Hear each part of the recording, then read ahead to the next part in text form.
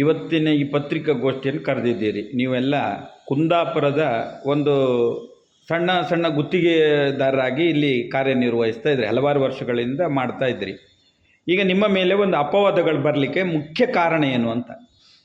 ಮುಖ್ಯ ಕಾರಣ ಪುರಸಭೆ ಟೆಂಡರ್ ಬಂದಿದೆ.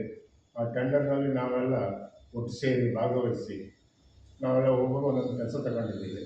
ಅದು ವಿರುದ್ಧವಾಗಿ ಕೆಲವರು ಪೇಪರ್ ಪತ್ರಿಕೆ ಅದ್ರ ಮೇಲೆ ವಿಡಿಯೋ ಮಾಡಿ ಎಲ್ಲ ಹಂಚಿದ್ದಾರೆ. ಇದಕ್ಕೂ ಮತ್ತು ಪುರಸಭೆ ಅಧ್ಯಕ್ಷರೇ ಯಾರಿಗೇ ಆಗಲಿ ಇದರಲ್ಲಿ ಸಂಬಂಧ ಇಲ್ಲ. ನಮ್ಮೊಳಗೆ ಮಾಡ್ಕೊಂಡು ಬಿಟ್ಟರೆ ಬೇರೆ ವ್ಯವಸ್ಥೆ ಇಲ್ಲ ಇದರಲ್ಲಿ. ಏನದು ನಿಮ್ಮ ಅಂದರೆ, ಈಗ ಒಂದು ಉದಾಹರಣೆಗೆ, ಈಗ ಅವರು ತುಂಬ ಅಪವಾದವನ್ನು ಈಗ ಮಾಡಿದ್ದಾರೆ ಅಂತ ಹೇಳಿ, ಏನು ಅಪವಾದನ ಮಾಡಿದ್ದಾರೆ, ಏನು ಗುರುತರ ಅಪವಾದ ಏನಿದೆ ಅಂತ? ಅಪಾದನೆ ಅಂತ ಹೇಳಿದ್ರೆ ಪುರಸಭೆಗೆ ಲಾಸ್ ಆಗಿದೆ, ಇಂತಿಷ್ಟು ಲಾಸ್. ಏನು ಈ ಮೊದಲು ನೀವು ಕೆಲಸ ಮಾಡಿದ್ದು ಲಾಸ್ ಆಗಿದೆ ಅಂತ ಹೇಳ್ತಾರೆ? ಈ ಟೆಂಡರ್ ಈ ಟೆಂಡರ್ ಮಾಡಿದ್ದು ಪುರಸಭೆಗೆ ಇಂತಿಷ್ಟು ಲಾಸ್ ಆಗಿದೆ. ಆದ್ದರಿಂದ ಇದು ಸರಿಯಾಗಿ ಮಾಡಿಸ್ಬೇಕು, ಅದರಿಂದ ಮೇಲಿನ ಕಾನೂನು ಕ್ರಮ ಕೈಗೊಳ್ಳಬೇಕಂದ್ರೆ ಬೇರೆಯವರಿಗೆಲ್ಲ ತಿಳಿಸಿದ್ದು ನಮಗೆ ಮನವಿ ಬಂದಿದೆ. ಆದ್ದರಿಂದ ನಾವು ಇದಕ್ಕೆ ಸಮಾಜದ ಉತ್ತರ ಕೊಟ್ಟಿದ್ದೇವೆ ಅಂತ ಹೇಳಿದ್ವಿ. ಅಲ್ಲ, ಏನು ಲಾಸ್ ಆಗಿದೆ ಅಂದ್ರೆ ಏನು ಲಾಸ್ ಆಗಿದೆ? ಬಿಲೋ ಅಮೌಂಟ್ ಅನ್ನು ಸ್ವಲ್ಪ ಬಿಲೋ ಅದು ಈಗ SR ರೇಟ್ ಅಂತ ಸ್ವಲ್ಪ 5% ಹೀಗೆ ಹೋಗ್ತದೆ, ಆದ್ರೂ ಸ್ವಲ್ಪ ಲಾಸ್ ಆಗುತ್ತದೆ ಅಂತ ಅವ್ರ ಭಾವನೆ.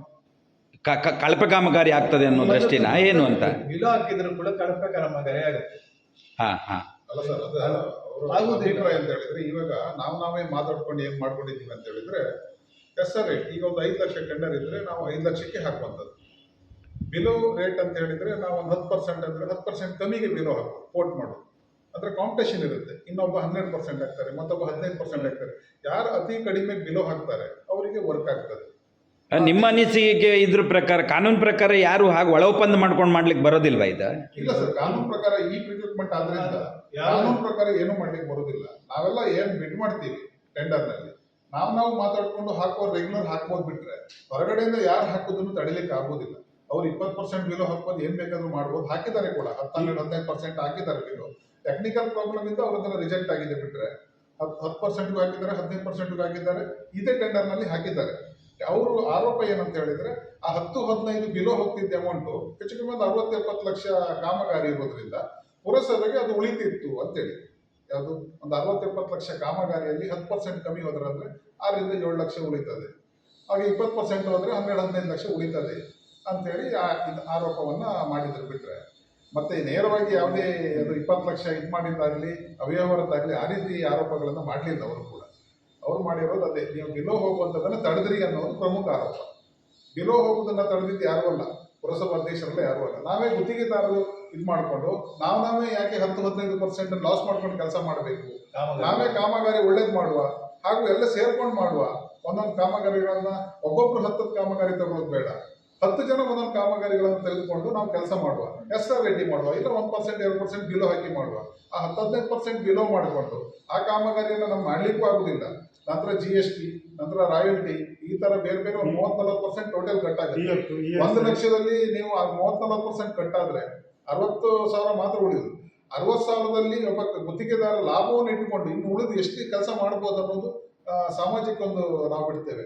ಒಂದು 50% ಅಲ್ಲಿ 50-60% ಅಲ್ಲಿ ಆ ತಿಳಿಸಿದಂತ SR ರೇಟಿನ ಪ್ರಮಾಣದ ಗುಣಮಟ್ಟದ ಅಥವಾ ಏನು ಮೆಟೀರಿಯಲ್ಸ್ಗಳನ್ನು ಹಾಕ್ತಾರೆ ಅದನ್ನು ಸಮರ್ಪಕವಾಗಿ ನಿರ್ವಹಿಸಿ ಒಂದು 100ಕ್ಕೆ 100% ಒಂದು ಟೆಂಡರ್ನಲ್ಲಿ ಭಾಗವಹಿಸಿ ಉತ್ತಮ ಕೆಲಸ ಮಾಡುವುದು ಒಳ್ಳೆಯದ, ಅಥವಾ ಆ 100%ದಿಂದ 50%ಗೆ ಬಂದು 20% ಬಿಲೋ ಇರ್ಬೋದು, ಇನ್ನೊಂದು ಉಳಿದ 20% ಪೇಪರ್ ಚಾರ್ಜಸ್ ಅಥವಾ ರಾಯಲ್ಟಿ ಇರ್ಬೋದು, GST ಇರ್ಬೋದು. ಇದು 40% ಹೋದಾಗ ಉಳಿಯುವುದು 60% ಮಾತ್ರ ಗುತ್ತಿಗೆದಾರರಿಗೆ. ಆ 60% ಅಲ್ಲಿ ಅವನ ಲಾಭವನ್ನ ಇಟ್ಕೊಂಡು ಉಳಿದ ಇದರಲ್ಲಿ ಹೇಗೆ ಕೆಲಸ ಮಾಡ್ಲಿಕ್ಕೆ ಆಗುತ್ತೆ? ಆ ದೃಷ್ಟಿಯಿಂದ ನಾವೆಲ್ಲ ಒಟ್ಟಾಗಿ ಒಂದು ಸುಂದರ ಕುಂದಾಪುರ ನಿರ್ಮಾಣದಲ್ಲಿ ನಮ್ಮ ಗುತ್ತಿಗೆದಾರರ ಪಾತ್ರ ಕೂಡ ಇರಲಿ. ನೀವು ನೋಡಿರ್ಬೋದು, ಕಳೆದ 3-4 ವರ್ಷಗಳ ಹಿಂದೆ ಪೇಪರ್ಗಳಲ್ಲಿ ಬರ್ತಾ ಇತ್ತು, ಅಲ್ಲಿ ಚರಂಡಿ ಕಳಪೆಯಾಗಿದೆ, ಇಲ್ಲಿ ಸ್ಲ್ಯಾಬ್ ಹೊಡೆದು ಕಳಪೆ ಕಾಮಗಾರಿ ಮಾಡಿದ್ದಾರೆ. ಆ ಶಣೆಯರು ಅದನ್ನ ಹೇಳಿದ್ರು, ಒತ್ತಿ ಹೇಳಿದ್ರು. ಆವಾಗ ನೀವು ಯಾರೇ ಯಾವುದನ್ನೇ ಮಾಡಿ, SR ರೇಟಿಂಗ್ ಮಾಡಿ ಅಥವಾ ಟೆಂಡರ್ನಲ್ಲಿ ಭಾಗವಹಿಸಿ, ನನ್ನ ಅವಧಿಯಲ್ಲಂತೂ ಕಳಪೆ ಗುಣಮಟ್ಟದ ಕಾಮಗಾರಿಯನ್ನು ಮಾಡ್ಲಿಕ್ಕೆ ಬಿಡುವುದಿಲ್ಲ. ಪೇಪರ್ಗಳಲ್ಲಿ ಪುರಸಭೆ, ಕುಂದಾಪುರ ಪುರಸಭೆಯಲ್ಲಿ ಕಳಪೆ ಗುಣಮಟ್ಟದ ಕಾಮಗಾರಿ ಅಂತ ವರದಿ ಬಂದರೆ ನೇರ ಗುತ್ತಿಗೆದಾರನ ಆರೋಪ ಮಾಡ್ತೇನೆ. ಹಾಗೆ ಪ್ರತಿಯೊಂದು ವಾರ್ಡಿನ ಕೆಲಸ ನಡೆಯುವಾಗ ಯಾವುದೇ ಪಕ್ಷಾತೀತವಾಗಿ ಆಯಾಯ ವಾರ್ಡಿನ ಸದಸ್ಯರನ್ನು ನಿಲ್ಲಿಸಿ ಅತ್ಯಂತ ಗುಣಮಟ್ಟದಲ್ಲಿ ನಾನು ಕೆಲಸವನ್ನು ಮಾಡ್ಲಿಕ್ಕೆ ಬದ್ಧನಿದ್ದೇನೆ. ಯಾಕಂದ್ರೆ ನಾನು ಪ್ರಾಮಾಣಿಕವಾಗಿ 40 ವರ್ಷಗಳಿಂದ ಇದ್ದೇನೆ ಈ ಪುರಸಭಾ ಸದಸ್ಯನಾಗಿ. ಹಾಗಾಗಿ ನಾನು ಈ ಕೆಲಸದಲ್ಲಾಗಲಿ ಮತ್ತೆ ಗುಣಮಟ್ಟದಲ್ಲಾಗಲಿ ರಾಜಿ ಇಲ್ಲ. ನೇರವಾಗಿ ನಮ್ಗೆಲ್ಲರಿಗೂ ತಿಳಿಸಿದ್ದಾರೆ. ಆವಾಗ ಹಿಂದೆ 2007ರಿಂದ 12ರಲ್ಲಿ ಅಧ್ಯಕ್ಷರಾಗಿದ್ದಾಗಲೂ ಕೂಡ ಅವರು ಅತ್ಯಂತ ಗುಣಮಟ್ಟವನ್ನ ಕಾಪಾಡ್ಕೊಂಡು ಬಂದಿದ್ರು. ಆವಾಗ ನಡೆದಂತ ಎಲ್ಲ ಕಾಮಗಾರಿಗಳು ಅಷ್ಟೊಂದು ಸ್ಪಷ್ಟವಾಗಿ ಯಾರ ಅವಧಿಯಲ್ಲಿ? ಮೋಹನ್ ಶೆಣೈ ಅಧ್ಯಕ್ಷರಾಗಿ ಹಿಂದಿನ ಅವಧಿಯಲ್ಲಿ 2007ರಿಂದ 12ರಲ್ಲಿ ಸೇಮ್ ಆವಾಗಲೂ ಕೂಡ ನಮ್ಮ ಗುತ್ತಿಗೆದಾರರಿಗೆ ಅದನ್ನೇ ಹೇಳಿದ್ರು, ನೀವು ಗುಣಮಟ್ಟದಲ್ಲಿ ರಾಜಿ ಇಲ್ಲ, ಗುಣಮಟ್ಟ ಅತ್ಯುತ್ತಮವಾಗಿರ್ಬೇಕು, ಪುರಸಭೆ ಹೆಸರು ಪೇಪರ್ಗಳಲ್ಲಿ ನ್ಯೂಸ್ ಆಗಬಾರ್ದು, ಅತ್ಯಂತ ಕಳಪೆಯಿಂದ ನ್ಯೂಸ್ ಆಗಬಾರ್ದು, ಒಳ್ಳೆ ಕೆಲಸ ನ್ಯೂಸ್ ಆಗಬೇಕು ವಿನಃ ಈ ಕಳಪೆ ಗುಣಮಟ್ಟದ ಕಾಮಗಾರಿ ಮೋಹನ್ ಶೆಣೈ ಅಧ್ಯಕ್ಷರಾಗಿದ್ದಾಗ ನಡೀತು ಅನ್ನುವಂಥ ಮಾತು ಬರಬಾರ್ದು. ನಿಮ್ಮನ್ನೆಲ್ಲ ನೇರ ಹೊಣೆ ಮಾಡ್ತೇನೆ, ಬಿಲ್ಲನ್ನು ಕೂಡ ತಡೆ ಹಿಡಿತೇನೆ ಅನ್ನುವಂಥ ಮಾತನ್ನ ಮೊನ್ನೆನೂ ಕೂಡ ಸ್ಪಷ್ಟವಾಗಿ ಹೇಳಿದ್ರು. ಮತ್ತು ನಾವೇ ಸರ್ ಮಾತಾಡ್ಕೊಂಡಿದ್ದೀವಿ, 17-18 ಜನ ಇದ್ದೀವಿ, ಒಂದೊಂದು ವರ್ತನ ನಾವೇ ತಗೊಳ್ತೇವೆ ಅಂತೇಳಿ ನಾವೇ ಅವರಿಗೆ ನಾವು ಕನ್ವಿನ್ಸ್ ಮಾಡಿ ಅವ್ರು ಅದಕ್ಕಾಗಿ ಸರಿಯಪ್ಪ ನೀವು ಮಾಡ್ಕೊಳ್ಳಿ ಹೋಗಿ ಅಂತೇಳಿ ಹೇಳಿ ಬಿಟ್ರೆ ಅವರು ಯಾವುದೇ ಕಾಂಪ್ರಮೈಸಿಗಾಗಲಿ ಒಳ ಒಪ್ಪಂದಕ್ಕಾಗಲಿ ಯಾವುದೇ ಇದಕ್ಕೆ ಅವರ ಪಾತ್ರ ಇಲ್ಲ.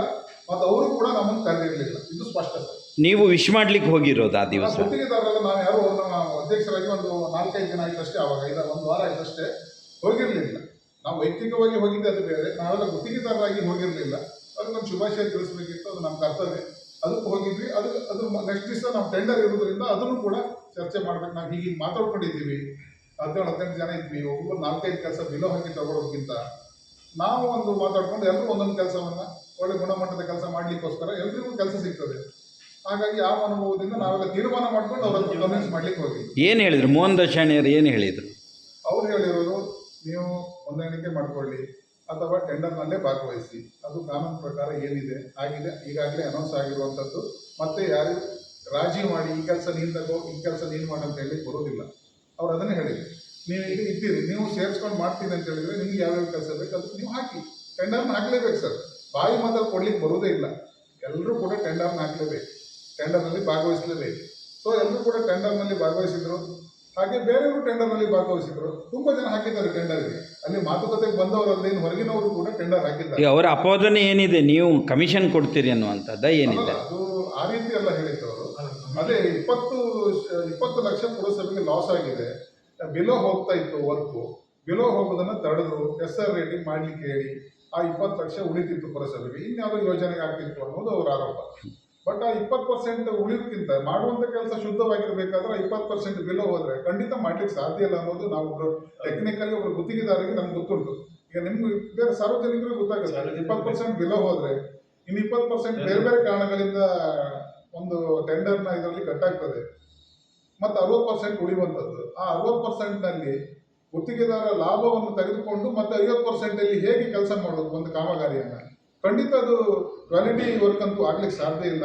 ಅದರಲ್ಲಿ ನಾವೇ ತೀರ್ಮಾನ ಮಾಡ್ಕೊಂಡು ಮಾತಾಡೋದ್ಬಿಟ್ರೆ, ಹಾಗೆ ನಾವೆಲ್ಲ ಕೂಡ ಒಂದು 2 ವರ್ಷದಿಂದ ನಾವು ಪುರಸಭೆ ಕಾಮಗಾರಿಗಳಲ್ಲಿ ಟೆಂಡರ್ಗಳಲ್ಲಿ ಭಾಗವಹಿಸ್ತಿಲ್ಲ. ಯಾಕಂತ ಹೇಳಿದ್ರೆ ಜನರಿಂದ ನಾವೆಲ್ಲ ಲೋಕಲ್ ಅಲ್ಲ ಇದ್ದೀವಿ. ನಮ್ಮ ವಾರ್ಡಲ್ಲಿ ಕೆಲಸ ಬರ್ಬೋದು, ಇನ್ನೊಂದು ವಾರ್ಡಲ್ಲಿ ಕೆಲಸ ಬರ್ಬೋದು. ಕಣ್ಣಿಗೆ ಮಣ್ಣು ಹಚ್ಚಿ ಕೆಲಸ ಮಾಡ್ಲಿಕ್ಕಂತೂ ಸಾಧ್ಯ ಇಲ್ಲ. ನಮ್ಮ ಮೇಲೆ ಆರೋಪಗಳು ಬರುತ್ತೆ, ಕಳಪೆ ಗುಣಮಟ್ಟದ ಕೆಲಸ ಮಾಡಿದ್ದೀರಿ, ಸಿಮೆಂಟೇ ಹಾಕಲಿಲ್ಲ, ಜಲ್ಲಿ ಹಾಕಲಿಲ್ಲ ಅಂತೇಳಿ. ಈ 20-30% ಬಿಲೋ ಹೋದಾಗ ಅದೇ ರೀತಿ ಮಾಡಬೇಕಾಗುತ್ತೆ, ಬೇರೆ ಏನು ದಾರಿ ಉಂಟು ಸರ್. ಸೊ ನಾವು ಏನು ಮಾಡ್ತೀವಿ? ಎಷ್ಟು ವರ್ಷಗಳಿಂದ ನೀವು ಪುರಸಭೆ ವ್ಯಾಪ್ತಿಯಲ್ಲಿ ಕೆಲಸ ಮಾಡ್ತಾ ಇದ್ರಿ? ಎಲ್ಲ 25 ಸೀನಿಯರ್ ಇದ್ದಾರೆ, ನಾವೆಲ್ಲ ಒಂದು 15-18 ವರ್ಷದಿಂದ ಸರ್ ನಾವು ಮಾಡ್ತಾ ಇದ್ವಿ. ಯಾವ್ಯಾವ ಭಾಗದಲ್ಲಿ ಈಗ ನೀವೆಲ್ಲ ಕಾಮಗಾರಿ ಮಾಡಿರೋದು? ಈಗ ಯಾವ ಭಾಗದಲ್ಲಿ? ಎಲ್ಲ ಹೆಚ್ಚಿನ ವಾರ್ಡಲ್ಲಿ ಕೆಲಸ ಅಷ್ಟೇ ಒಳ್ಳೆಯದು. 23 ವಾರ್ಡಲ್ಲಿ ನಾವು ಕೆಲಸ ಮಾಡಿದ್ವಿ. ಇವತ್ತಿನ ತನಕ ಯಾವುದೇ ನಿಮ್ಮ ಮೇಲೆ ಕೆಲಸದ ಬಗ್ಗೆ ಒಂದು ಕಂಪ್ಲೇಂಟ್ ಇದೆ, ಬೇಕಾದ್ರೆ ತೋರಿಸಿ. ನಮಗೆ ಪುರಸಭೆಯಲ್ಲಿ ನಮಗೆ ಪ್ರಶಸ್ತಿ ಕೊಟ್ಟಿದ್ದಾರೆ, ಉತ್ತಮ ಕಾಮಗಾರಿ ಮಾಡಿದ್ದೀವಿ ಅಂತ. ಇವಾಗ ಶೆಣೈ ಅವರ ಹಿಂದಿನ ಫೀಲ್ಡಲ್ಲೂ ನೀವು ಕೆಲಸ ಮಾಡಿದ್ದೀರಿ. ಗುಣಮಟ್ಟ ಕೆಲಸ ಗುಣರತ್ನ ಪೇಡಲ್ಲಿ ನೀವು ಅವರಿಗೆ ಸಮಜಾಯಿಷಿ ಕೊಡುವಂಥ ಕೆಲಸವನ್ನು ಮಾಡಿಲ್ವಾ? ಈಗ ಅವರು ನಿಮ್ಮ ಮೇಲೆ ಅಪವಾದನೆ ಹಾಕಿದ್ರಲ್ಲ, ಸಮಜಾಯಿಷಿಯನ್ನು ನೀವು ಮತ್ತೇನು ನೇರವಾಗಿ ಕೊಟ್ಟಿಲ್ಲ? ಅದನ್ನ ಒಳಗೆ ರಾಜಕೀಯ ವ್ಯವಸ್ಥೆಯಿಂದ ಆಗಿದ್ದು ಬಿಟ್ಟರೆ ಇದು ಮಾಡ್ಕೊಂಡೇಳಿ ಮಾಡಿದ್ದಲ್ಲ, ಆಯ್ತಾ? ಅಲ್ಲ, ಇದು ನಾವೆಲ್ಲ ವೈಯಕ್ತಿಕವಾಗಿ ಯಾವುದೇ ದೇಶ ಇಲ್ಲ. ಈಗ ಆರೋಪಗಳು ಕೆಲವು ಸಮಾಜದ ಬಗ್ಗೆ ಪ್ರಜ್ಞೆ ಇದ್ದಾಗ ಕೆಲವರು ಆರೋಪಗಳು ಬಂದಾಗ ಅದ್ರ ಬಗ್ಗೆ ಅಂದ್ರೆ ನಿಮ್ಮೆಲ್ಲರ ಒಟ್ಟು ಕನಸು ಸುಂದರ ಕುಂದಾಪುರವನ್ನ ಮಾಡಬೇಕು ಅಂತ ಹೇಳಿ ಆರೋಪ ಏನ್ ಮಾಡಿದ್ದಾರೆ ಅವ್ರ ಮೇಲೂ ಕೂಡ ಗೌರವ ಇದೆ. ಯಾಕಂತ ಹೇಳಿದ್ರೆ ಏನೋ ಒಂದು ಸಮಸ್ಯೆ ಆಗಿದೆ, ಅವ್ಯವಹಾರ ನಡೆದಿದೆ ಅಂತೇಳಿ ಯಾರೋ ಒಂದು ಗುಮಾನಿ ಇರ್ತದೆ, ಅದಕ್ಕೆ ಸಾಕ್ಷಿ ಪುರಾವೆಗಳು ಇದ್ದು ಮಾಡ್ಬೇಕಂತ ಏನಿಲ್ಲ. ಆವಾಗ ಅವರು ನೇರವಾಗಿ ಒಂದು ಸಮಾಜದ ಧ್ವನಿಯಾಗಿ ಮಾತಾಡುವಂಥದ್ದು ಸಹಜ, ಅವ್ರ ಮೇಲೂ ಗೌರವ ಉಂಟು. ಅದಕ್ಕೆ ಅದು ಆ ರೀತಿ ನಡೀಲಿಲ್ಲ, ಹೀಗಾಗಿರ್ಬೋದು ಅಂತೇಳಿ ನಮ್ಮ ಮೇಲೆ ಆರೋಪ ಬಂದಿದೆ. ಗುತ್ತಿಗೆದಾರರಿಂದ ಒಳ ಒಪ್ಪಂದ ಅಂತೇಳಿ ಬಂದಿದ್ರಿಂದ ನಾವು ಸ್ಪಷ್ಟನೆ ಕೊಡೋದು ನಮ್ಮ ಕೆಲಸ. ಸಮಾಜದ ಪ್ರಮುಖ ನಾವು ಧ್ವನಿಗಳಾಗಿ ನಾವು ಕೂಡ ಕೊಡಬೇಕು. ಅವರು ಕೇಳಿದ್ರಲ್ಲೂ ಏನಿದಿಲ್ಲ, ನಾವು ಅದಕ್ಕೀಗ ನೇರವಾಗಿ ಸ್ಪಷ್ಟನೆಯನ್ನು ಕೊಡ್ತಾ ಇದ್ದೇವೆ. ಹಾಗಾಗಿ ಗುತ್ತಿಗೆದಾರರಿಂದ ಯಾವುದೇ ಒಳ ಒಪ್ಪಂದಗಳಾಗಲಿಲ್ಲ. ನಾವು ಗುತ್ತಿಗೆದಾರರೆಲ್ಲ ಸೇರ್ಕೊಂಡು ನಾವೆಲ್ಲ ಒಂದೊಂದು ಕೆಲಸ ತಗೊಳ್ಳು ಅಂತೇಳಿ ಮಾತಾಡ್ಕೊಂಡಿದ್ದು ಬಿಟ್ರೆ, ಗುತ್ತಿಗೆದಾರರಿಂದ ಪುರಸಭಾ ಅಧ್ಯಕ್ಷರಿಗೂ ಗುತ್ತಿಗೆದಾರರಿಗೂ ಯಾವುದೇ ಒಳ ಒಪ್ಪಂದಗಳಾಗಲಿಲ್ಲ, ಯಾವುದೇ ಕಮಿಷನ್ ವ್ಯವಹಾರಗಳು ಅವ್ಯವಹಾರಗಳು ನಡೆದಿಲ್ಲ.